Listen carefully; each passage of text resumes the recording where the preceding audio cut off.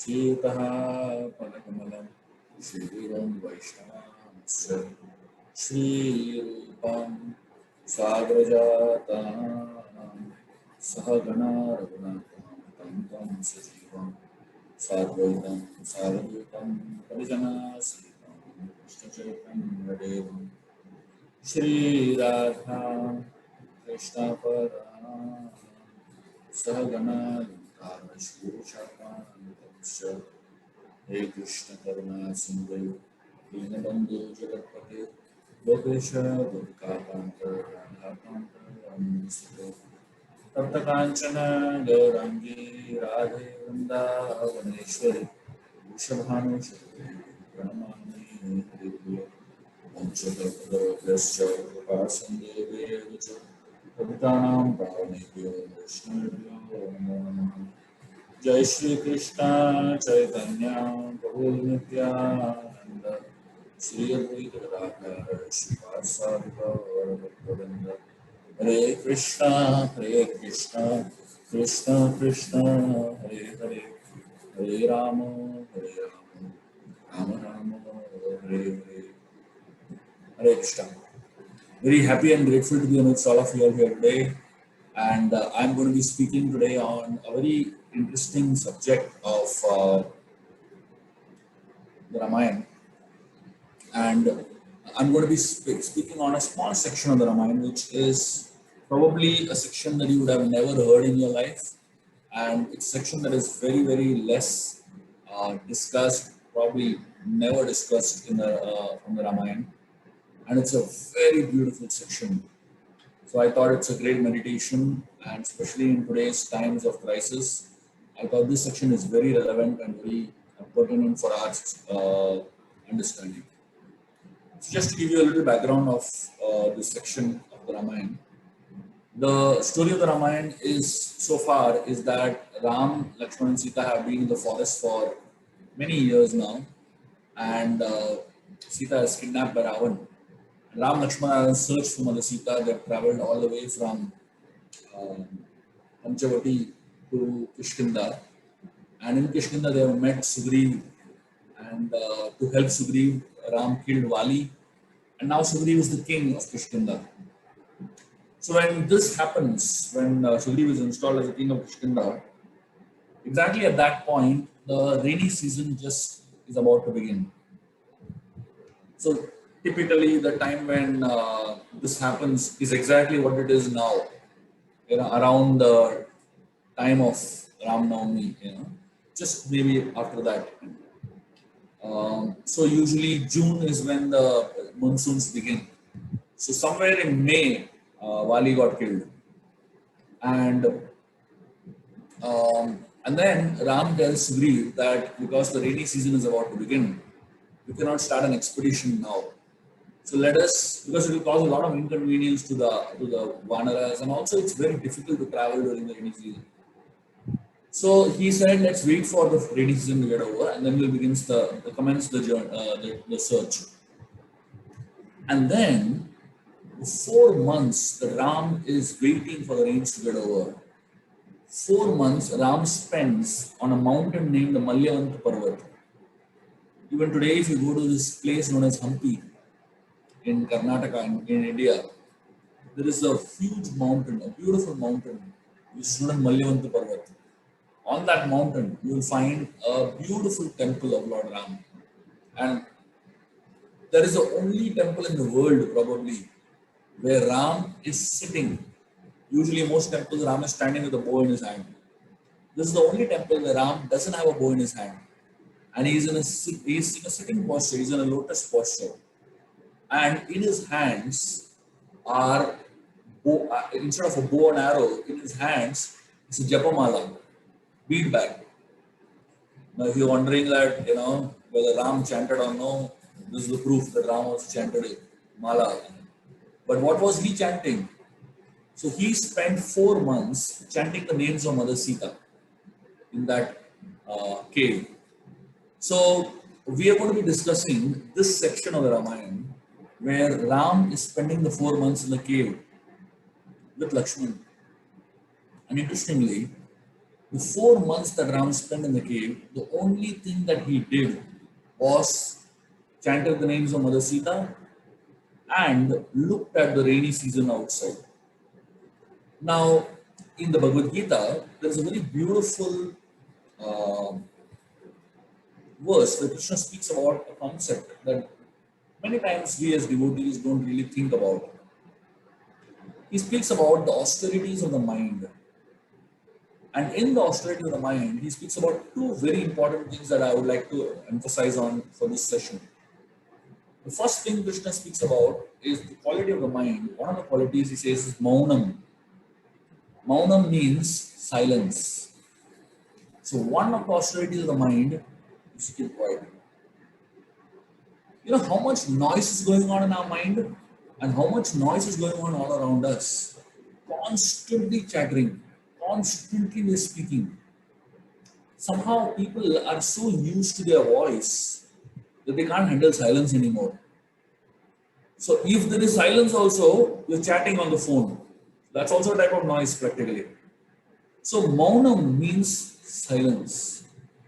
It is so very important for every human being to experience some time where you do nothing, where you just remain silent. And the second quality that Krishna speaks about in the same verse, as the austerity of the mind, he calls this as one is maunam, the other is the idea of gratitude. Sorry, the idea of gravity. So, grave, being grave is a very important quality for every devotee to actually have. Gravity and silence, both are supposed to be very deep qualities of the human mind. And what is the meaning of gravity? Gambhirta. Meaning of gravity essentially means that we think higher thoughts. Being grave is not easy. Most people we just don't know how to be grave. So if we are thoughtful, the only thoughts that come are negative thoughts that take us downwards. We very, very rarely and very hardly think about lofty, higher thoughts of life. So here is a section of the Ramayana where Ram is in big trouble. 4 months he can't do anything, it's just helpless totally. But he is sitting there and chanting Mother Sita's names and thinking of higher thoughts. Now I'm going to share with you the discussions between Ram and Lakshman in those 4 months. And you'll be amazed by the quality of discussions that Ram is having with Lakshman. You'll be amazed by his thought process. And you'll be amazed by the uh, kind of vision that Ram has. As I said, this is a section of the Ramayana that hardly anyone has heard of or hardly anybody has actually read and understood. So we're going to focus on only this much for the next 45 minutes or so. There are many problems in life that don't have an immediate solution. A lot of us, we want to solve problems in our life. Whenever we come across a problem, we are immediately jumping to solve the problem. Whatever problem it may be, we want quick solutions. But look at this section of the Ramayana. Ram, the supreme personality of Godhead, is having a problem in his life. His wife is lost. Wife has been kidnapped by a demon named Ravan. And what is Ram doing about it? 4 months sitting in a cave and doing nothing. Now, very often, when we have this very intense thought that we are controllers and we want to solve all the problems of our life, we feel that immediately we should solve it. Actually, not all problems of life can be solved immediately. We just have to wait for the right time to come for certain problems to get solved. Krishna was born in Mathura. Why was he born? The very purpose of his incarnation was to kill Kamsa, right? That was the prediction. And when Krishna was born, as soon as he was born, what happened? He was taken to Vrindavan by his father Vasudeva. And he spent 11 and a half years in Vrindavan. Now you might wonder, what is this? He's come to solve a problem. Why is he not solving it? Why did it take him 11 and a half years to come and solve the problem? And then after 11 and a half years, when he comes to Mathura, and he sees Kamsa, within 5 minutes he kills him. If you actually see the fight between Kamsa and Krishna, it's a very disappointing fight because Kamsa hardly does anything to fight against Krishna. Hardly any opposition, not even one blow, not even one punch, not even one little action. 5 minutes he's dead. So if you think about it from a philosophical point of view, if you see, Krishna has come to solve a problem, but for 11 and a half years he doesn't touch the problem only. He's having fun somewhere else. And then in 5 minutes he solves the problem. So what do we learn from these two things? Ram waiting for 4 months without doing anything, and Krishna waiting for 11 and a half years without solving a problem. We can learn a very important lesson of life. And the very important lesson that we can learn is not all problems have immediate solutions. Sometimes we just need to wait for the right time to come. And while we are waiting, we need to really think of the right thought process and have the right mindset while waiting and dealing with these problems. All of us, the entire world is in a state of lockdown. And here is Ram locked down in a cave for 4 months. Not very different from our situation. And Sita is locked down in Ashok Vatika in one small garden for 10 months, literally. So don't think that the lockdowns have not happened in the past. They've happened in a different way, practically. So many times when we feel that this is so unique situation, nobody in the world has ever been locked down like this. Nothing is new. Everything is like historically a repetition in different way, different contexts. But what Ram and Sita do while in the lockdown is something that is important for us to understand and learn from. So having given that background to all of you, now I'm going to start the discussions that Ram is having with Sita, with Lakshman, and the thought process that Ram is having while sitting in that cave in Malyavanta Parvat. I remember many years back, His Holiness Radhanath Swami Maharaj had taken a yatra to Hampi, and I was fortunate to be a part of that yatra, and I'm sure many of you all may have been also. But we went to this place, Malyavanta Parvat, and something interesting happened over there. There were about 4,000-5,000 devotees in that trip, and something most amazing happened. I still remember it very vividly. In that mountain, on that mountain, there was no mobile network, no network. And I can still remember how devotees were running around here and there, to get some network to make phone calls or answer messages. And so many people were so disturbed by the fact that phone is not working. There's no range at all. And at that point, I was sitting in some corner and so just taking time for Radhanath Maharaj to come. So we were like sitting there for about 2 hours, doing nothing literally and just doing kirtans and bhajans and waiting for Maharaj to come. And in that interim period of 2 hours, I remember I went to a very, very quiet corner of the mountain.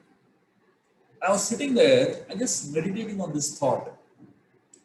Many times in our lives, we are desperate to be online, right? Desperate to be online. All the time we need to comment, we need to say something, we need to make our presence felt. And many people feel who are very active on social media, they feel that if they are not posted anything for many days, people actually forget them. So they are so desperate to be in the memories of people that constantly keep posting, constantly keep saying something, constantly keep commenting. Every human being, for some time in life, has to go offline. Here, for 4 months, Ram went offline, literally. Nobody in the world knows where he is. And in those 4 months, Ram spent time upgrading. A lot of us, we need some time to upgrade our thoughts, to upgrade our mindset, upgrade our consciousness, learn, gain knowledge, and grow. See, when we are trying to contribute online, we're trying to contribute to people's lives, first of all, you need to grow to contribute more. So much we are trying to contribute, but where do we take our time for growing ourselves? And for each one of us needs some time that we go offline and grow at that point. And then you can come back online and contribute. Otherwise, your contribution will be very minimal and it will be very, very hollow. So, having given all those thoughts, let us discuss these very, very amazing insights that Ram is discussing with Lakshman in this cave. So, the location of the cave was on top of a mountain, extremely beautiful place, and front of the cave was this huge landscape filled with beautiful mountains and forests and rivers, lakes. So while Ram would spend most of his time in meditation on his beloved wife Mother Sita and chanting the names of Sita, there were times when he would look out of the cave and he would spend time looking at nature. And at those times, once in a while, Ram would get some thought which he would share with Lakshman. And these thoughts were so deep that Lakshman just loved them, and he would wait for the time when Ram would, come and share these thoughts. One time, when Ram looked at the black clouds being formed, so this is just the end of the summer and the beginning of the rainy season, and he saw these black rain clouds being formed. Ram told Lakshman that these rain clouds are like a pregnant woman who is holding her pregnancy for 9 months. And after 9 months, she gives birth to a baby. Similarly, it takes 9 months for the clouds to acquire water, keep gathering water, keep gathering water. And after 9 months, then they release water. They give out water to the world. It's like a pregnant woman. So if you see the seasons, at least in India, this is how it is. 9 months, it's non-rain season. And 4 months is the rainy season. So Ram is comparing this 9 months of non-rain is the period of pregnancy. And the time when it actually starts raining, the first rain, Ram is comparing it to a mother giving birth to a child, which is a very joyous occasion. And he analyzes, he says that just like the sun's rays impregnate the clouds, and then the clouds start absorbing water from the earth, from the oceans, and then it takes 9 months for the clouds to form, and then they deliver the rains. Ram is telling Lakshman, nothing in this world happens instantly. Everything in nature tests your patience and then offers you rewards. So usually for a lot of people who are disconnected from nature, they tend to become very impatient. But if you have any connection with nature, you have to be patient, or rather you learn patience. Because nothing in nature happens instantly. You plant a seed, you won't get a plant next day morning. You won't get flowers the next day morning. It takes its own sweet time for flowers to come. You have to just be patient. You plant a crop, you won't get greens the next day morning. It takes its own sweet time. You plant a seed of a mango tree, you won't get mangoes tomorrow morning. It will take 11 years, 12 years sometimes to just get one mango.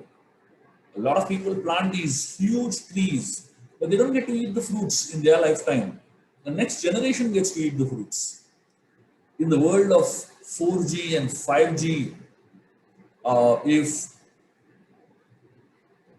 um, I'm okay if the camera's on, don't worry, it's perfectly fine.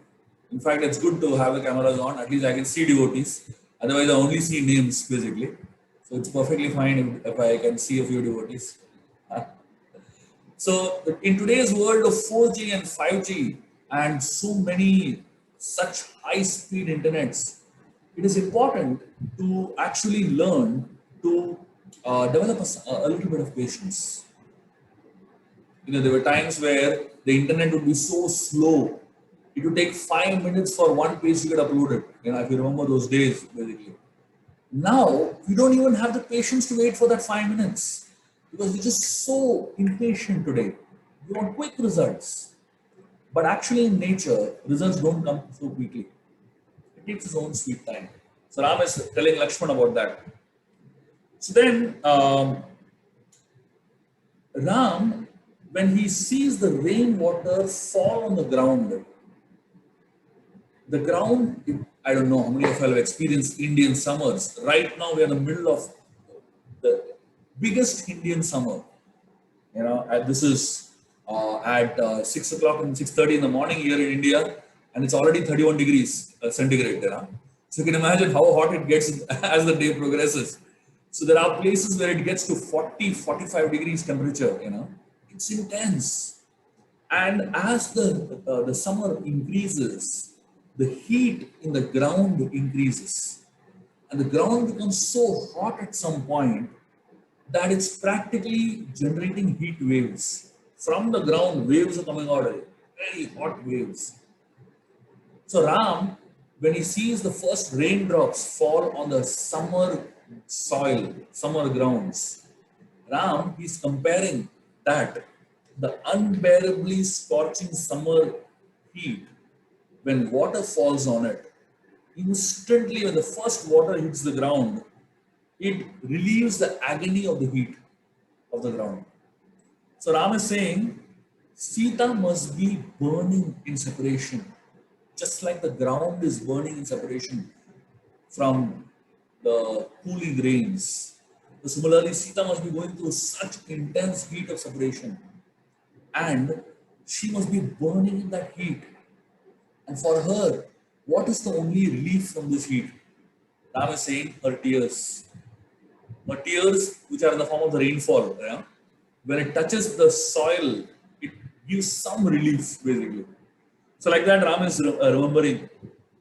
And then, when the rainy season begins, there is so many sounds that are emitting from different parts of the forest. And Ram can hear all these sounds. So Ram is hearing, it's almost like a musical symphony. The croaking of frogs, the humming of the bees, the rumbling of the clouds, the gurgling of the rivers, the song of the multicolored birds, the rhythm of the raindrops falling on the ground, falling on the lakes. All this combined together to provide a musical symphony. And the music is so powerful that the peacocks begin to dance. And imagine, so the world has become a decorated stage with so much greenery around. And not just that, colorful flowers are falling on the ground. And the entire forest is filled with so many fruits and flowers of various colors. And they've created a beautiful stage on which the peacocks are dancing. And Ram is comparing the earth, which is having a green carpet, to a beautiful girl who is dressed in a green sari. And on the green carpet, there are insects which are red in color. So Ram is comparing those insects to be like a border of that sari, red border of a green sari. And Ram is telling Lakshman that among all this joy that we can see, there are two people who are miserable. Who are those two people who are miserable? Ram and Lakshman. Everyone else is happy. There is so much excitement around in nature. But two of them are very, very sad because the rainy season, every aspect of rains reminds Ram of Sita. So Ram, he tells Lakshman, once he sees the waterfalls, I don't know how many of you have traveled in the southern belt of India. There is a section of India known as Konkan. And this section of India is so beautiful. If you just travel by road on that section during the rainy season, it's unbelievably beautiful. On both the sides of the road, there are mountains. And invariably, because of the rainy season, there is waterfalls that is falling from the mountains. And you can see hundreds of waterfalls literally as you walk, as you travel by, So Ram is looking at all these beautiful waterfalls that are coming out from the mountains. And Ram is telling Lakshman that look at these waterfalls. So all the streams of water that is coming from the mountains, they come together and form pools of water. And when he looks at these pools of water forming below, he tells Lakshman, that's exactly how virtues find their way from all directions into the heart of noble people. They don't need to go searching for them anywhere. Virtues, divine virtues already come into their heart automatically. So, I mean, if you actually understand it from a Bhagavatam's perspective, the Srimad Bhagavatam says that when one practices spiritual life, one practices Krishna consciousness, all kinds of good qualities start manifesting in a person's heart. All kinds of divine qualities start manifesting in a person's heart. That's exactly what Ram is saying here. And look at the comparison. The different water sources, small streams or river are coming together and collecting in a small pool below. Similarly, all kinds of good qualities come and enter into a person's heart, and it creates a pool of divine virtues. And then Ram looks at the leaves of trees, and he sees beautiful, newly formed leaves on every tree. And he looked at those leaves and he's telling Lakshman, look at the fresh leaves, look at the green leaves. These fresh green leaves are compared to the mind of a struggling soul who has just attained the spiritual wisdom. When we come into Krishna consciousness, the initial phase of our coming into Krishna consciousness is such a happy phase, such a joyous phase. We're so happy and blissful. And this is the result of practicing spiritual life and practicing spiritual life in the most healthy way. As we grow in our spiritual journeys, somehow that freshness is lost. And because that freshness is lost, the joy is lost. A lot of times, we struggle with joy in spiritual life simply because we struggle with the freshness in spiritual life. And therefore, it is so very important that devotees keep their spiritual experiences and spiritual journeys as fresh and as new as these newly grown leaves on the trees that Ram is comparing to. And then Ram, one day he's sitting on at the edge of the cave and he's looking out at the mountains. And that particular day was a heavy rainy day. And for hours together, the rain has been battering the mountain. And Ram looks at Lakshman and he tells him that just like the mountains stand unmoved in spite of all the battering by the rains, he says, similarly, a saintly person is unmoved in spite of wicked people speaking harsh and insulting words. It is so very important for a saintly person to remain steady like a mountain. There was once a saint who had gone to a river and he was going to bathe in the river, and he saw a little scorpion struggling for its life. It was actually drowning in the water. So the sage put his hand in and picked up the scorpion, put it out. And as soon as the sage picked up the scorpion stung him. And it stung him so badly. If you have ever had an experience of a sting of a scorpion, it's one of the most painful things in the world. You will have pain for hours and hours together, intense pain. So when the scorpion stung this sage, he jerked. And naturally the scorpion fell back into the water. Again, it was struggling and flapping and drowning literally. The sage put his hand back and picked up the scorpion again. And the scorpion stung him a second time. And the sage jerked out of pain and the scorpion fell back again. And the sage is again reaching out. And somebody outside told the sage, come on, what are you doing?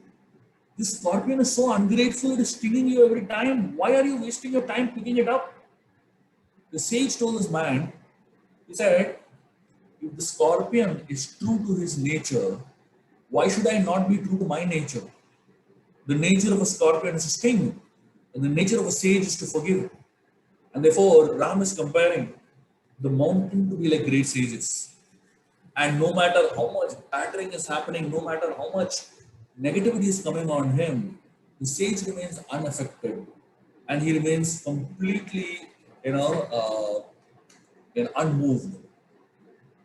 And then, at one point, Ram sees clouds, black clouds filled with water, and they actually come very close to the earth.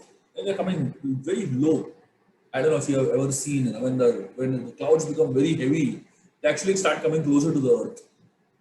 Ram is comparing those clouds, those heavy monsoon clouds, to an intelligent person who is filled with knowledge. So Ram says when a person is filled with knowledge, he actually comes closer to the ground. He actually becomes more humble.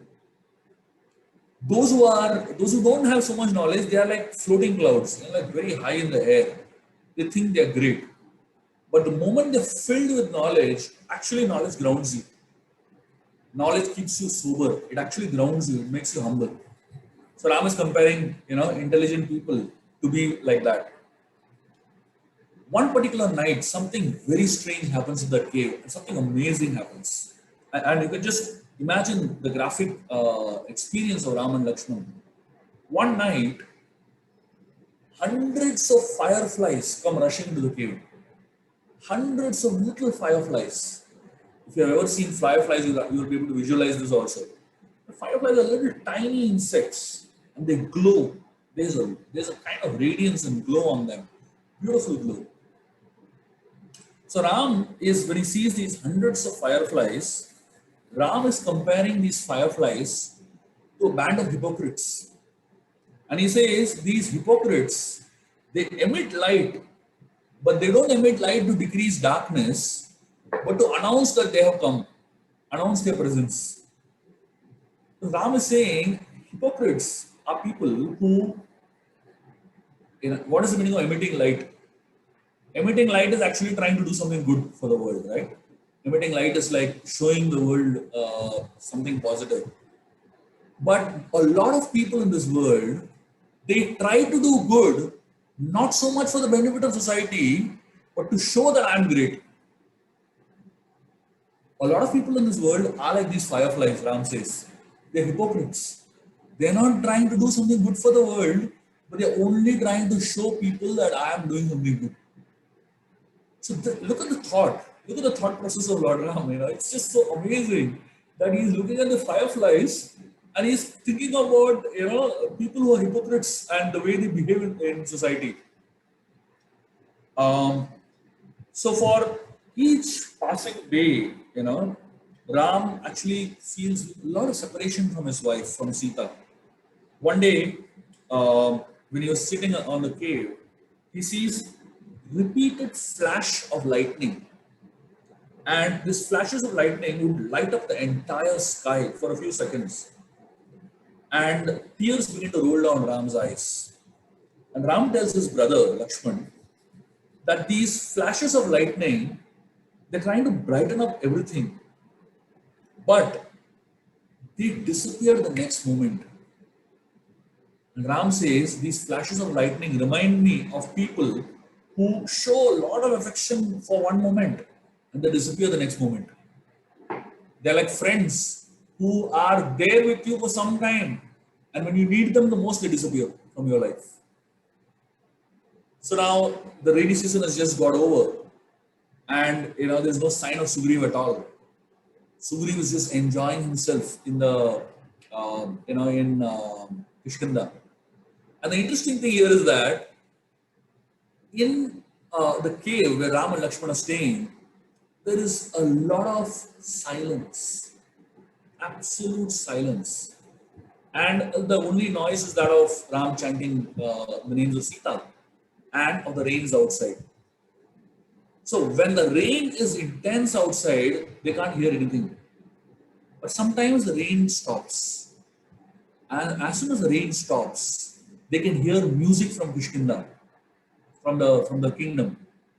There is drums and kettle drums and all kinds of cymbals, and I mean, I'm sure if you have heard of these disco music and parties going on in your neighborhood, you'll understand this.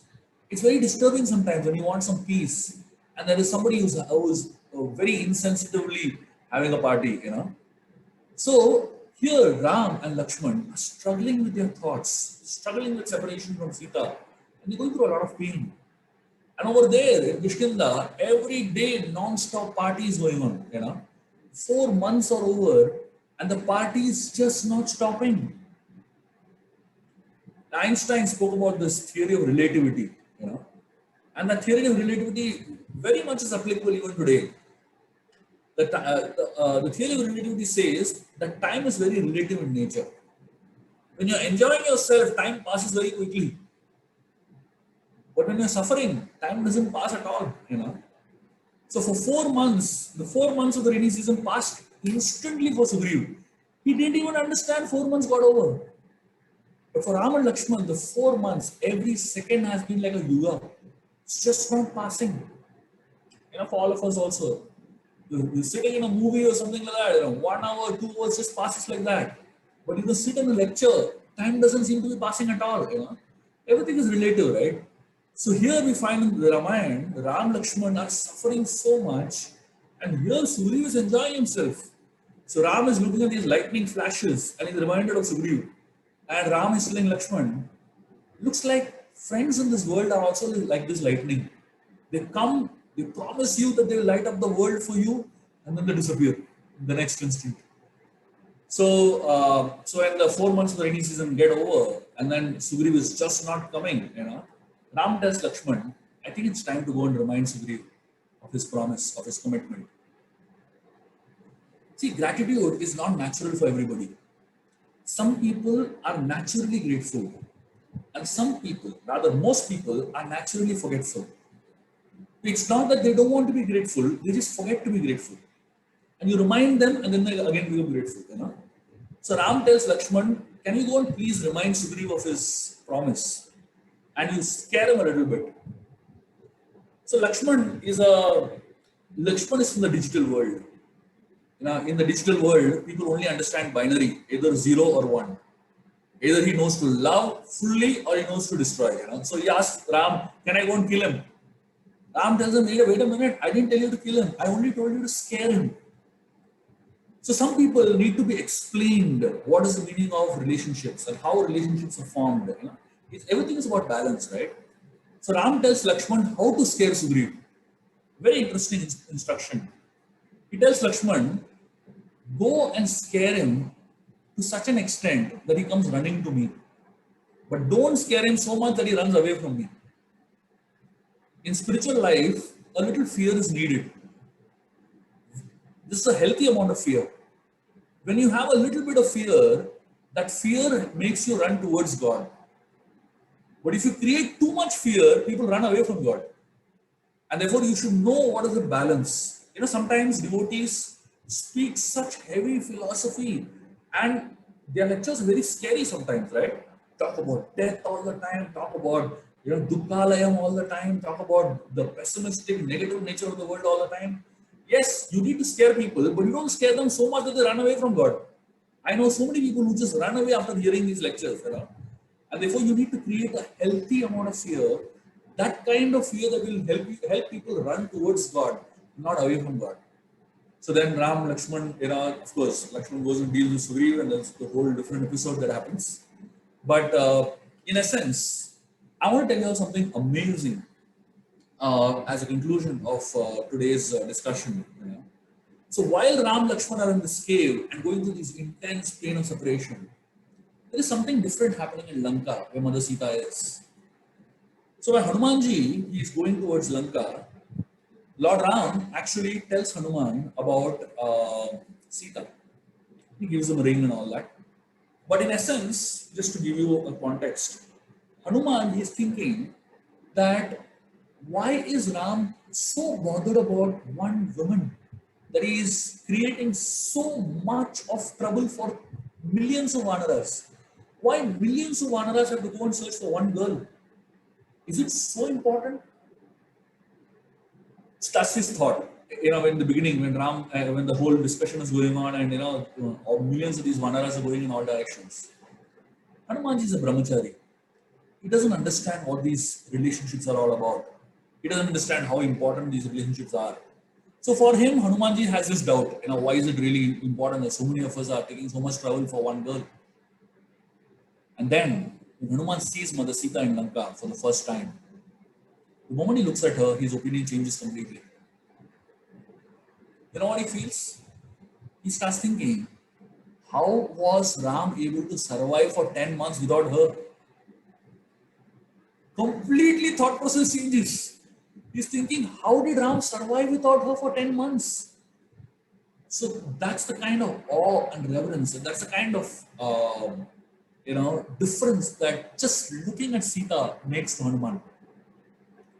Ram never described Sita in terms of, I mean, obviously there were no Instagram accounts that he could show Sita's photos. There was no Facebook pages where, her profile was uploaded. There was no way that Hanuman could see how Sita looked. When Hanuman reached Lanka and he saw Mother Sita, instantly he understood it is Sita. You know why? Because Sita looked exactly like Ram. Her face resembled the face of Lord Ram. And Hanuman was amazed. I'm sure many of you would have experienced this. Sometimes husband and wife who spend an entire lifetime together, they actually start looking like each other. I don't know if any of you have experienced this, They actually start looking like each other. The facial expressions exactly match. And that's the kind of love that's what love does. So Sita, for the last 10 months, so intensely meditating on Lord Ram, and Ram was so intensely meditating on Mother Sita that they actually began to look like each other. Sita attained what is known as Sarupya Mukti, started looking like Lord Ram. And therefore, for all of us who are in this phase of lockdown and in this phase of probably the most negative experiences of our life, let us remember this episode of the Ramayana. Let us remember the mood of Lord Ram while going through so much in his life. Let us remember the mood of Mother Sita while she was going through so much in her life. She was sitting in Ashok Vatika under a Singshupa tree. And on two sides of her, when Hanuman saw her for the first time, on two sides of her, Sita had kept two flowers. The Ashoka flowers are very beautiful flowers. The flower is made in such a way that in the middle of a flower there's a small stick, small whirl basically. And that stick actually looks like a bow. If you have a chance to look at those flowers, please do look it up. The stick over here on the middle looks like a bow. It has a bend like that. So when Sita saw those flowers, she was remembering Ram and Lakshman. So she kept one flower on both the sides. This side is Ram and this side is Lakshman, and both are protecting me. So imagine the meditation of these personalities. Imagine the way these personalities think. And therefore, when we look at these thoughts from the Ramayana, and we look at the mindset of Lord Ram and Mother Sita and Lakshman and the whole process of meditation, it really gives you so much to think about. And I have written a book called The Open-Eyed Meditations, and my entire book is inspired by this thought process of Lord Ram in on this mountain. Looking at everything in nature with your eyes open, but you can meditate and connect so many things about nature to your own life and to the whole process of Krishna consciousness. And that's what I thought I should share with you all on this most auspicious occasion of Rama Navami. It's a meditation for us while we are experiencing everything that we experience in this world. Let us remember these beautiful pastimes and these thoughts that Ram shared, which will uplift us and which will give us new hope and new direction. Thank you very much. Hare Krishna. Thank you very much, Prabhuji. It's such a wonderful class. Many times we heard about Ramayana, but we never heard this story. Such a very unique, it's amazing contemplation meditation, especially right during this lockdown time. Prabhuji, if you give 2 minutes, I'll quickly share something for the benefit of our devotees. So this is Prabhuji's website. You can see the Prabhuji's contribution to Ramayana, so much deep meditation, contemplation on Lord Ramchandra and Ramayana. All the books are on the Ramayana, and this is a book Prabhuji was referring, Open-Eyed Meditation. So all these wonderful books are there, and then it's all available in Amazon as well. So please take advantage of these books and get into the deep meditation Ramayana. I would like to So just share one thing.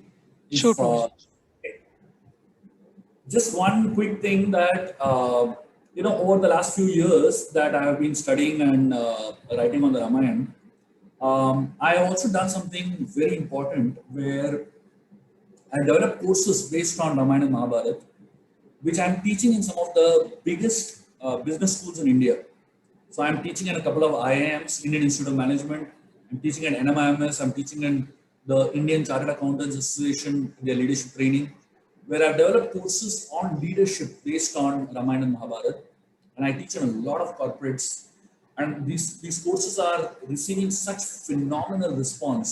And people from all backgrounds, whether they're Muslims or Christians and all kinds of backgrounds. And most of the people who attend are not even devotees. I mean, I would say 99% are not devotees, really, And but they're connecting with these courses very intensely. So usually when I teach these courses, I'm teaching them in either corporates or in business schools. So it's not accessible to the regular people. But for the first time, I'm actually doing a course which I'm sharing with the world. I'll be doing it on an online platform. I'm doing the leadership course, which is about 10 hours over the next 2 weekends. It is starting from tomorrow evening, India time, 7 to 9. So if anybody would like to be a part of this course and would like to join this course, you're most welcome. I will share the details with Ramachandra Prabhu, and he can share it with all of you all. And this course will actually give you all solid principles of leadership based on our scriptures. And I mean, I know for those who are working in the corporate world, we do attend leadership courses, we do attend a lot of training. But imagine having training based on the wisdom of our scriptures. That the depth is much higher and much principle based. So I thought I should invite all of you for that also. And I want to express my gratitude to Ramachandra Prabhu for having invited me here to be a part of this Sangha and to share my thoughts on the auspicious occasion of Rama Navami. Thank you very much. Prabhu. Very happy and grateful to see you and to be part of your community. Hare Krishna. Thank you, Prabhuji. Do you have some, can you take some questions, Prabhuji, if our devotees have? Dear devotees, please raise your hand or type so that we can ask questions to Prabhuji.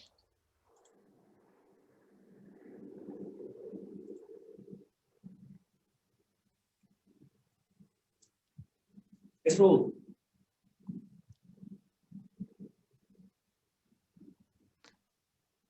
Ramchandra Prabhuji, you are on mute, I think. Yes, Prabhu. We cannot hear you, bro.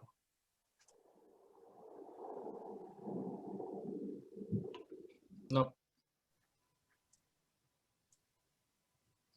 No. Okay, yeah, Abhay, you can go ahead. I think. Can you hear me now? Yes. Yes? Yes, Okay. Prabhu. Sorry. So thank you very much, Roji, because I only took a shot in the dark, and I was hoping that I will get a response from you, but the response was overwhelming actually. Just last Sunday, we had a class with His Holiness Ramapat Swami Maharaj, and when Maharaj saw that our upcoming program on Ram Navami, you are speaking, Maharaj made a comment that, how did you all get so lucky? You are very fortunate to have him speak on the day of Ram Navami, and that itself tells so much about you. So I have copies of your Ramayana books, and they're just incredible.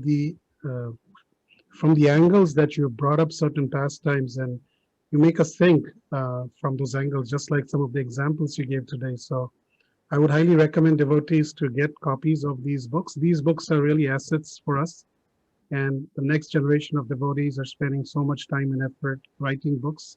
So please do get a copy. And also, yes, as Prabhuji said, as soon as I get the links, I will forward it to all of you.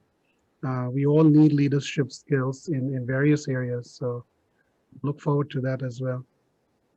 I just wanted to ask an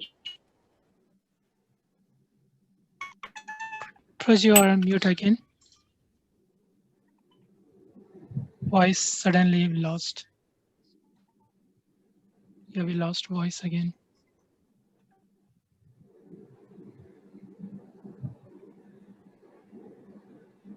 Okay, Abhay Krishna.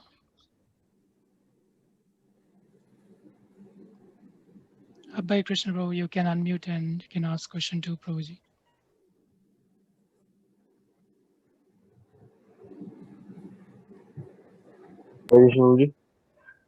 Thank you for this wonderful class.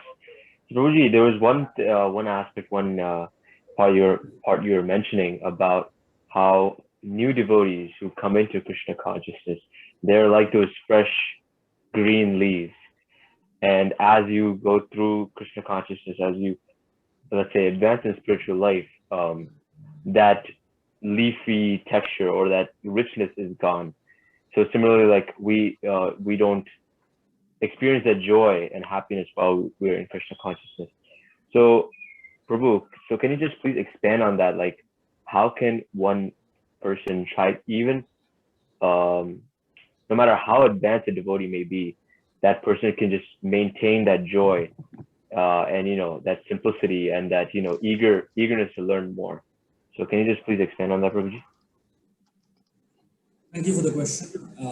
My understanding is the freshness that we experience in Krishna consciousness is simply due to the purity of thoughts. Because when we come into the process of Krishna consciousness, we have the only thought that we have is to desire to serve, to desire to please the devotees, to desire to please the Lord. But as we grow in the process of Krishna consciousness in terms of the number of years, we start thinking about ourselves and our joys and our happiness and our greatness. So initially the thought is about how can I serve others, how can I serve the Lord, and then over a period of time the thought becomes about how can I serve myself, how can I please myself, and that leads us to all kinds of offenses and complicated thought process. And anytime complication comes in, purity is lost, right? When a child is small, the child is so innocent. There is no question of wrong thoughts. But as the child keeps growing, the child starts analyzing everybody, judging everybody, and forming opinions about everybody. And that's one of the problems with intelligence. Sometimes we just wish that we just don't have intelligence. And if you just don't have intelligence, life is so simple, actually.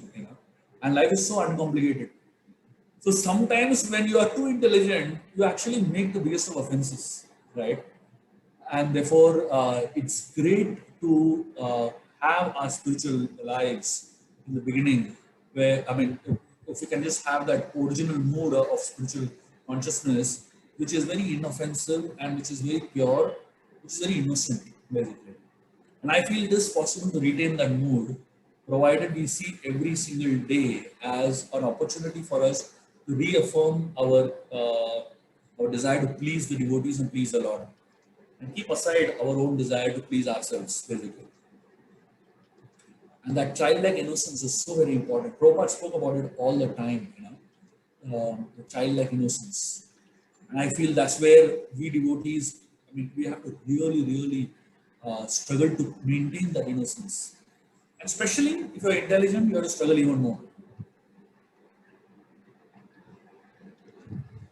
Make sense? Very cool.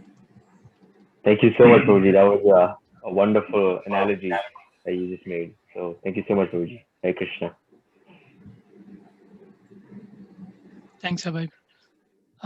Ramchandra, your mic is on. Okay, so until Prabhu comes, so let's, Ishan, can you ask the question to Prabhuji? I can see the question. Namaskar, Prabhuji. I really enjoyed. Yes. Yeah, really enjoyed your talk today. I wanted to ask specifically on this particular question, which I actually have heard from many other people as well, is that why did Lord Ram, who loved Ma Sita and knew that she was very pious, just because a dhobi asked her, like, why did he ask her to leave, essentially?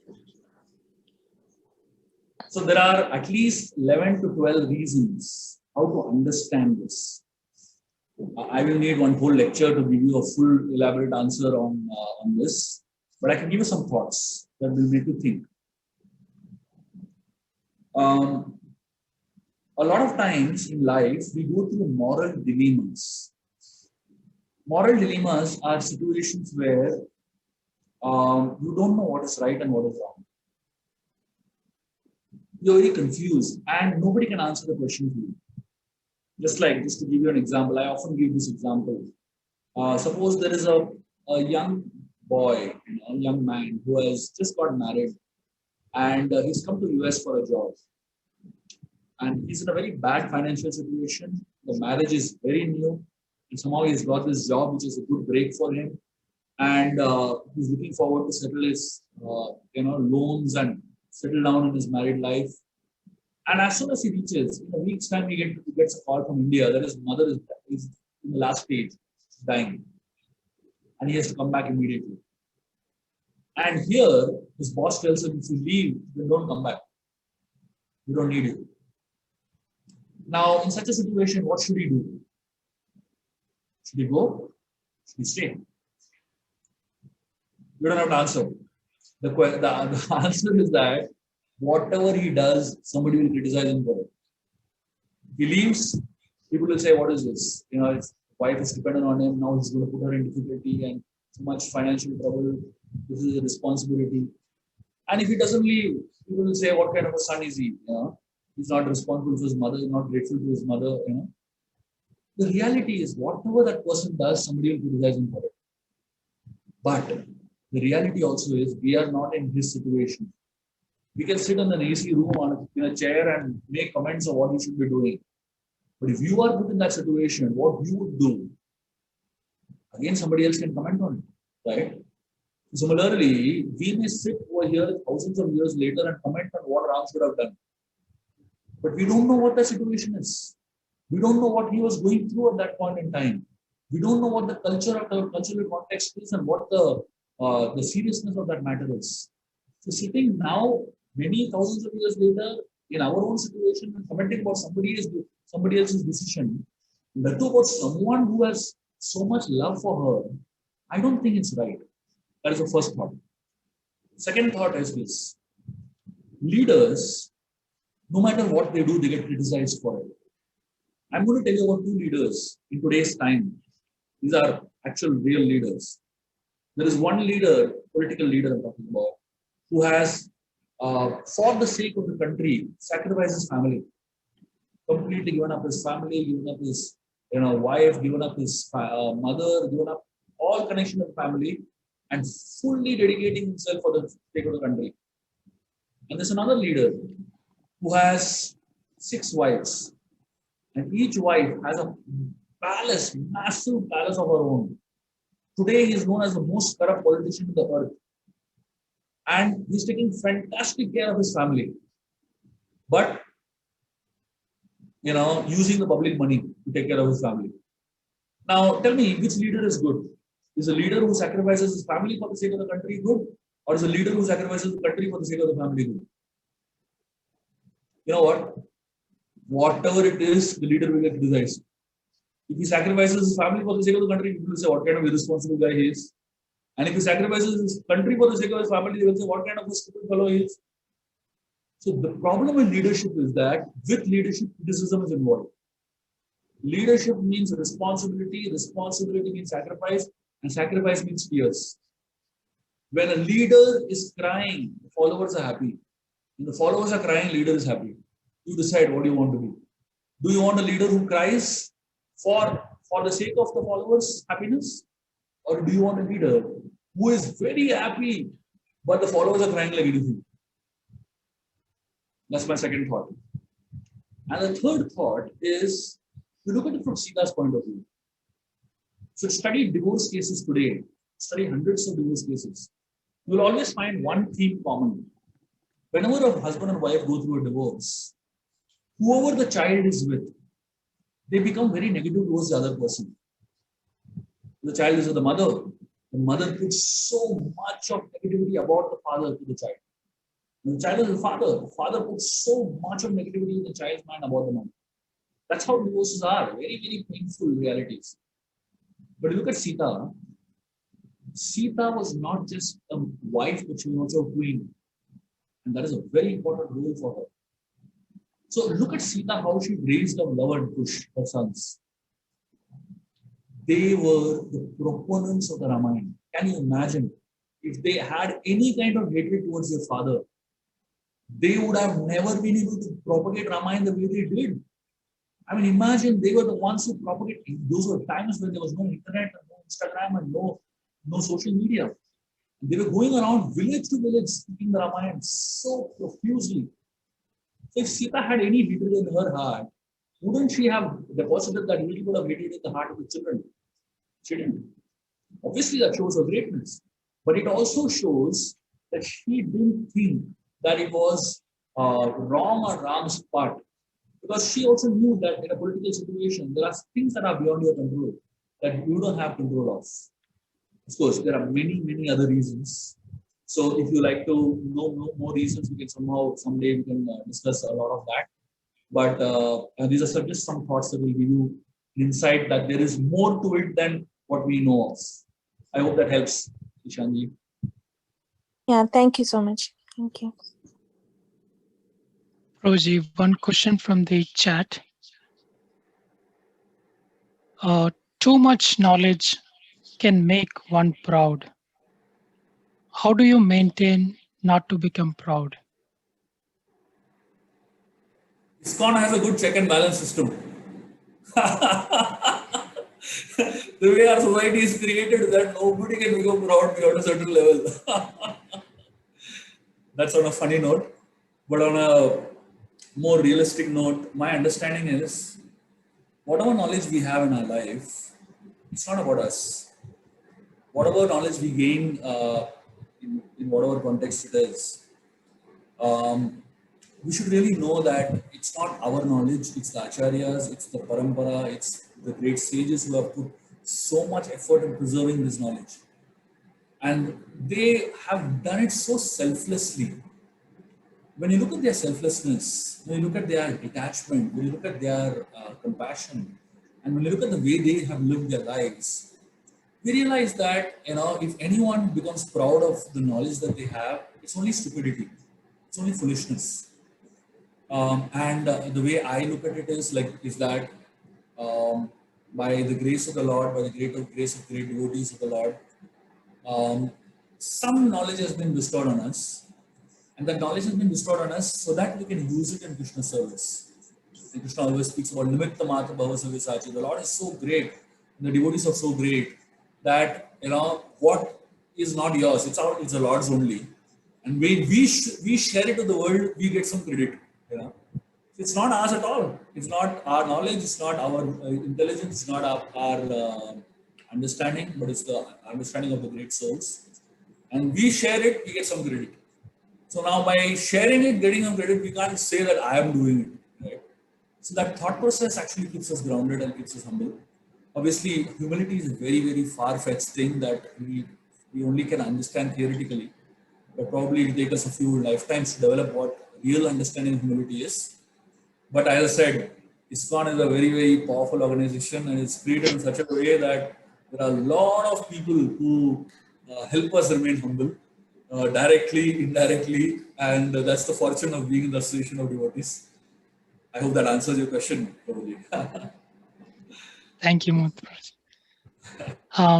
So next question, Ramchandra Babuji, maybe you can try now.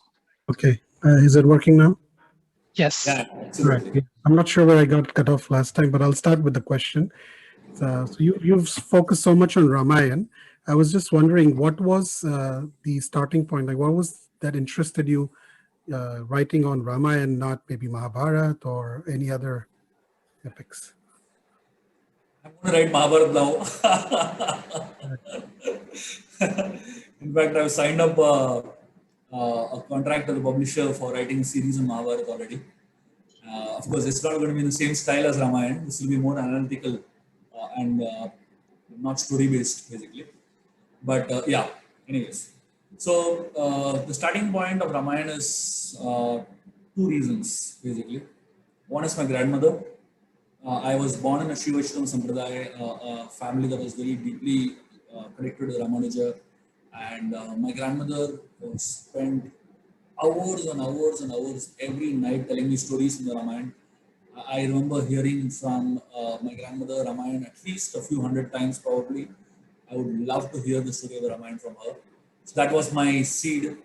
But as you grow up, you tend to forget your connection.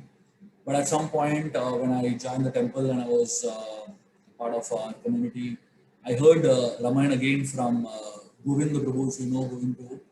And when I heard Ramayana from him, I just immediately felt the old connection, and I felt I need to explore this. And I just instantly started. I couldn't think of anything else to start writing than the Ramayana. When I began writing, I began writing for children. Actually, we have a school in Bombay called Gopal's Garden School, and I once went to the library of the school, and I saw there were hundreds and thousands of books. But I felt very disappointed to see there were hardly any books on scriptures, which were good quality, which were deep, and which were teaching them, in the style that modern books are. So I felt a little bad at that, and I was like criticizing, complaining, "What is this? What are children?" Then I thought about it and I realized that if we don't do something about it, how can we? Who are we to complain about it, right? The children need to read good English. They need to read good novels. They need to read good quality books. But if we don't create them, who's going to create them? With that thought, I started writing Ramayana. So the first book. So my original thought was that I will write and publish it as a paper, rather print it out and staple it and put it in the library so that kids have something. But the first book itself became a bestseller in India and it really started doing well. So then it kind of went on basically. So, but the original thought was that children should read, and I wanted to see like a whole shelf filled with books. But so fortunately, that's happening now. I happy to share that I have written almost close to about 22 books, of which 15 are published and 6-7 are in pipeline. Then I've written about 24 very small children books also, which are going to come out in pipeline one by one. It will come. So very soon the library is going to get created. Jai, thank you that so much for sharing that. We're very fortunate we can say that we had our personal one-on-one or a small Zoom with such an acknowledged author known all over the world. So we're very fortunate to have you with us. My second question is, you mentioned about taking a break sometimes, taking some time out, being quiet and things like that. And I totally agree, because I need to do that as well, because very busy schedule from all ends. And the way I tend to take some time off is like a spiritual. Recently, I went to New Vrindavan and spent 3 quiet days there, and then rejuvenate and come back. Can you just clarify? Because sometimes it could be misunderstood, where taking a break could either be take a long break and not come back with rejuvenated mindset and do something more than when you left off for the break. It could be break forever, or it could be material breaks. So can you just be very specific on, when you mentioned that, how to be able to come back strong? Let me explain with the help of an example from sports, so you understand this even better. So in sports, so basically sports people, those who are athletes and those who are sportsmen, they have a lot of pressure of performance, right? And their pressure is so intense at some points that they're expected to peak perform, especially when there's a game going on, when there's a match, when there is a run, whatever. And at that point, you're supposed to be at your peak of a performance. That's called peak performance. And so what sports people have suggested is, before the peak performance, they need to do nothing. When they know that they're going to have a peak performance, the previous day, they're not supposed to do anything that excites them. No watching television, no, running around heavily, no, doing anything super exciting and, things like that. No pressure, just relax for a day. Over. And after the peak performance, they're supposed to take a break. You know what ISKCON is? ISKCON is supposed to peak perform all the time. Every day, all night, you're supposed to be on peak performance. How can anyone, and even for that matter, even the corporate world, how can anyone peak perform all the time? It's not possible. And therefore, what I have seen in my own little experience of my life is that if you want to peak perform, before and after, take a break. And that break is essentially sometimes just silence. Basically, don't do anything that excites you too much. Just, because ISKCON sometimes we have so much excitement around us, festival after festival, event after event, or program after, sometimes it can get very overwhelming. And that's when people go through so much of their personal, crisis and personal challenges, struggles. And same thing with the corporate world. I know so many people in the corporate world just get burnt out because there is expectation of peak performance all the time. So now, obviously, the company is not going to come and set it right for you. Obviously, ISKCON is not going to come and set it right for you. Who's going to do it? We have to deal with it ourselves. Because the maturity is expected from every individual to set your life right, especially if you want to contribute from a long-term point. And therefore, I spoke about that. I hope that answers your question, though. Yes, you did. You did. And also one point is that as long as one is performing at peak levels, sometimes one is not performing, but then we can't say I'm all the time performing. My always question is to myself is, what am I really doing? What is my service? At work, I'm spending 12 hours, 15 hours, but spiritually, am I really peak performing? And a lot of the times, the answer may be no, I'm not. Then we don't really fit in that bucket so much. Okay, thank you.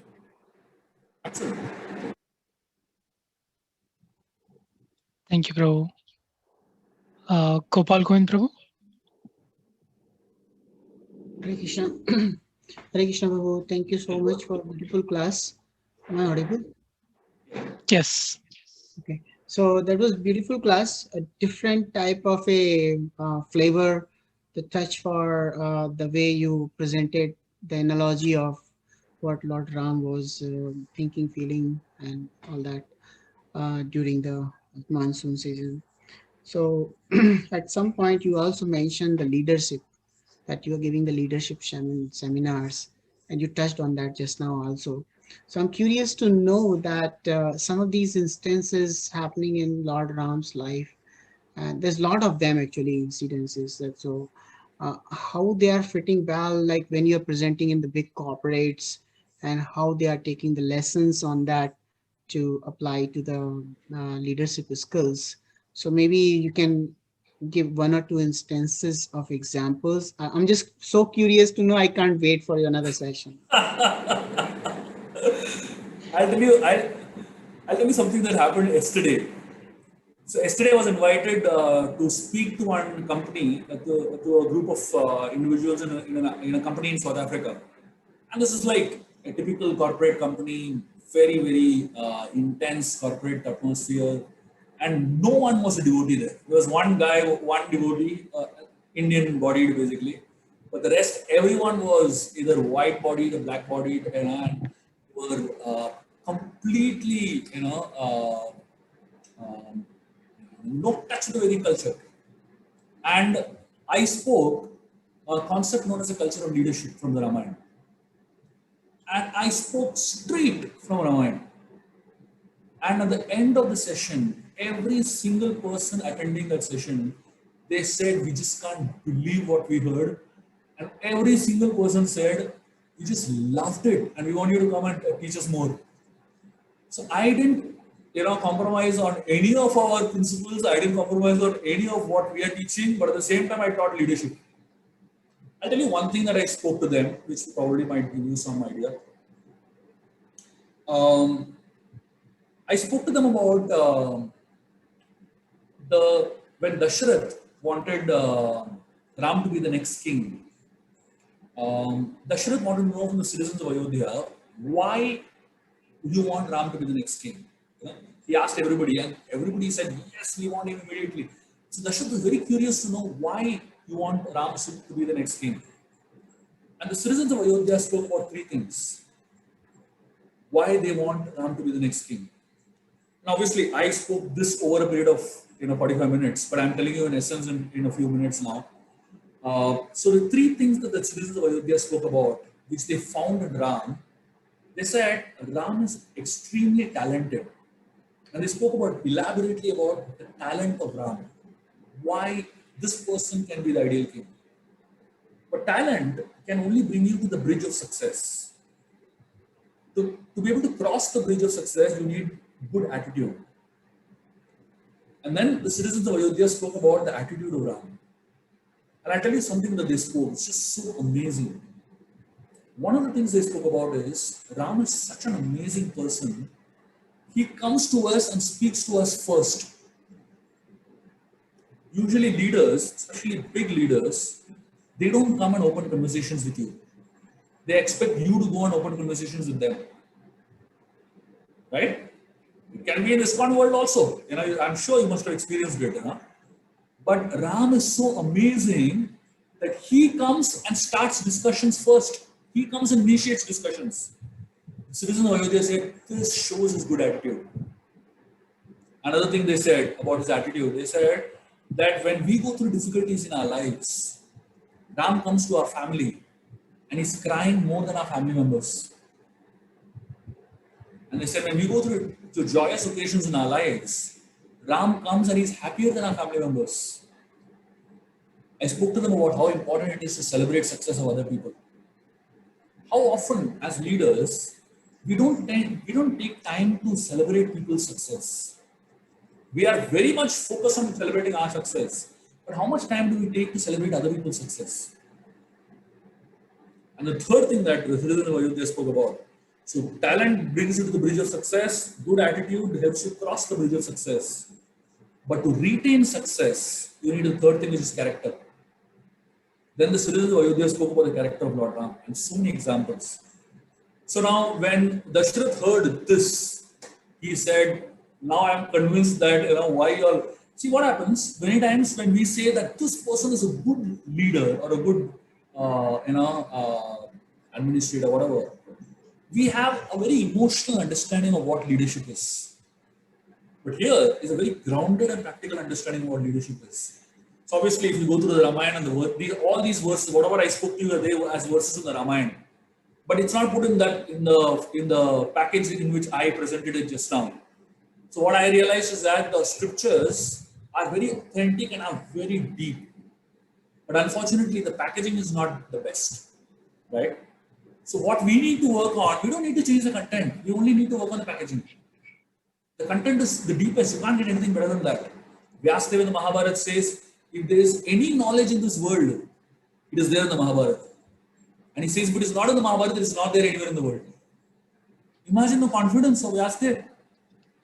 And why do we need Stephen Covey? Why do we need any other, modern day management gurus when we have our own scriptures? The problem is packaging. So what I am doing essentially is packaging it well. That's all. So there is no other credit to me except that I am packaging it well. Otherwise, everything is straight away in the scriptures. Make sense, Prabhu? Yes, absolutely. Very nicely sampled out. I really like it. And I'm looking forward to have some sessions, attend some sessions. Thank you. Okay. It's been a great pleasure and honor to be with all of y'all and to spend the Rama Navami, your evening with y'all. And it's very grateful for the opportunity to serve. Thank you, Ramchandra once again for having me over and spending this time with y'all. Hare Krishna.